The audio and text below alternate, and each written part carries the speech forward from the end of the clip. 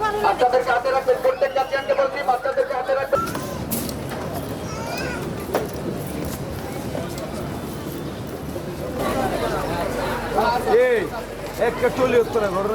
বাচ্চাদেরকে হাতে রাখবেন, মাথা নিচে করে আসেন।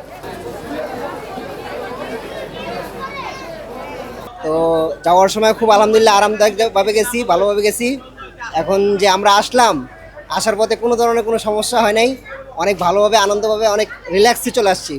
কোনো ধরনের ঝামেলা, কোনো ধরনের গ্যাদারিং কিছুই পাইনি। না, আলহামদুলিল্লাহ ভালো। অনেকদিন পর বাড়িতে গেলাম, পরিবারের সাথে ঈদ কাটাইলাম, অনেক ভালো। তেমন কোনো ঝামেলা হয় নাই।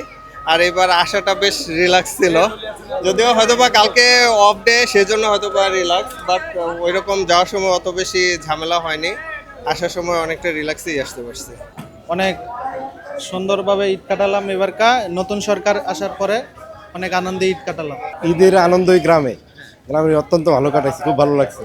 আর দেশটা সুন্দরভাবে চালাক, সবাই যেন শান্তিমতো থাকে, সবাই মিলেমিশে থাকি, সব দল মিলে, সব দল, কোনো দল রাজনৈতিক প্রতিহিংসা, কারো প্রতি ঈর্ষা, ক্ষোভ এসব যেন না থাকে। আমরা সবাই যেন মিলেমিশে থাকি, সবাইকে নিয়ে আমরা সুন্দর বাংলাদেশ গড়তে চাই। We really welcome this government and we are expecting a new Bangladesh. Yes.